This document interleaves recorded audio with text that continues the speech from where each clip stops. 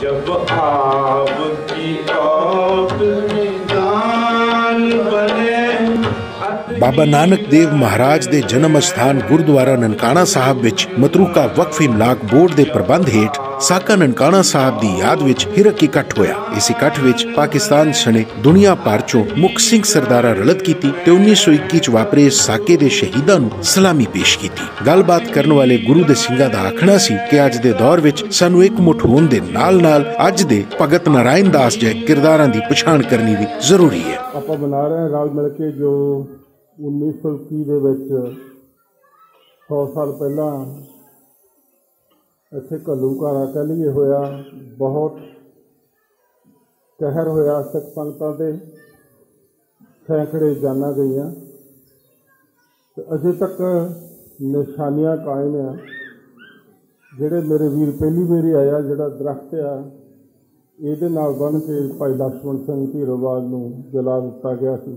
ਅੱਜ ਤੋਂ 101 साल पहले जिस तरह महंत नैणू को भाई लक्ष्मण सिंह जी ने शहीदी दे के और उन्होंने नाल सिंघां लई शहीदी दे के इस गुरुद्वारा साहब की पवित्रता नूं कायम किया और आज़ाद कराया।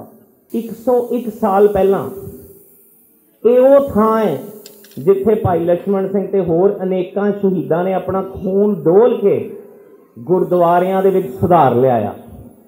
अज जिहड़ी आज़ादी गुरुद्वारियां च असीं मानदे हां, जिन्नी को भी मानदे हां, वो इन्हां शहीदां दी बदौलत है। रलतियां दा आखना सी कि गुरु नानक देव महाराज होरां दी सिक्ख्या उत्ते अमल करन नाल दुनिया नूं शांति दा केंद्र बनाया जा सकता है।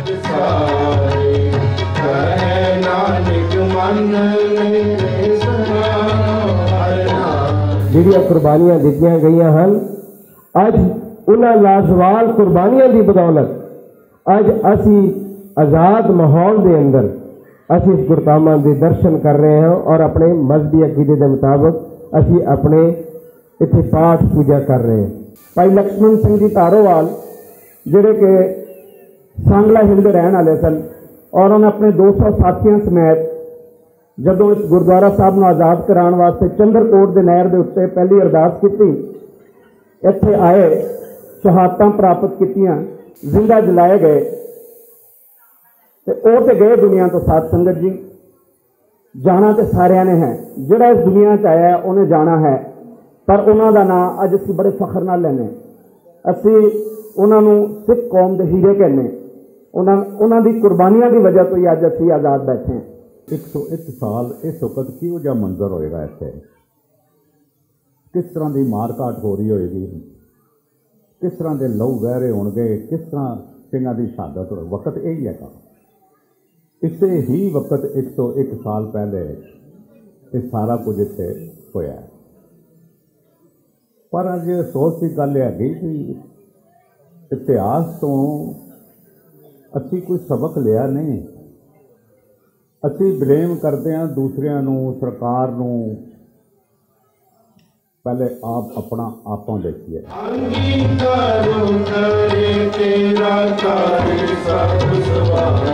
हिरक इकट्ठ दे मुख आरी राणा शाहिद सलीम हुरां गलबात करदे आख्या, असीं गुरु महाराज दे प्राहुणियां दी सेवा नूं अपना उचेचा फर्ज जानने हां। गुरु घरां दी सेवा साहब लई साडा स्टाफ दिन रात एक कर रहा है।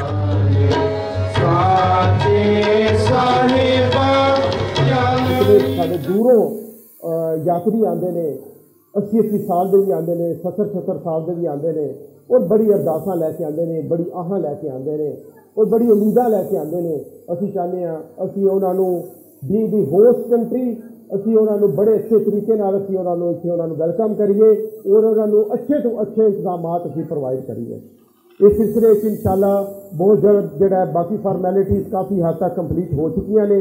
असीं 100 कमरे इंशाअल्लाह इत्थे ननकाना साहब इंशाअल्लाह वैको ट्रस्ट प्रॉपर्टी बोर्ड हुकूमत पाकिस्तान की हदायत में ज़रूर बनाएगी, जहाँ से सिख मज़हब की बुनियाद हुई वो उसको हम कहते हैं सच्चा सौदा गुरुद्वारा। जहाँ पे सच्चा सौदा हुआ था, खरा सौदा हुआ था, प्योरीफाइड किस्म का सौदा हुआ था, जहाँ से ये बुनियाद चली। हुकूमत पंजाब की मदद से अल्हम्दुलिल्लाह वहाँ की जो फेसमेंट है, जितना भी वो पक्का करना है उसके ऊपर, वो सारे का सारा वो भी उनके साथ बातचीत मुकम्मल हो चुकी है। वो भी हम इंशाल्लाह जो है ना बड़े जल्द उसके ऊपर काम शुरू हो जाएगा।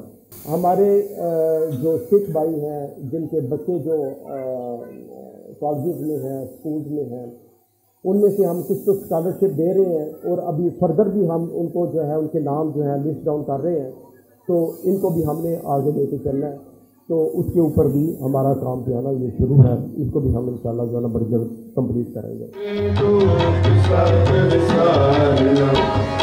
इस मौके उत्ते deputy secretary shrines Imran Gondal हरी भी मौजूद सन, जिन्हां प्राहुणियां नूं धन्नवाद आखदिआं दस्सिआ कि आउण वाले साल साका ननकाणा साहब बारे खोज परख दा काम होर अगे वधाया जाएगा तां जे सिख धर्म नाल जुड़ी नवीं नस्ल अपनी तारीख तो जाणू रहे।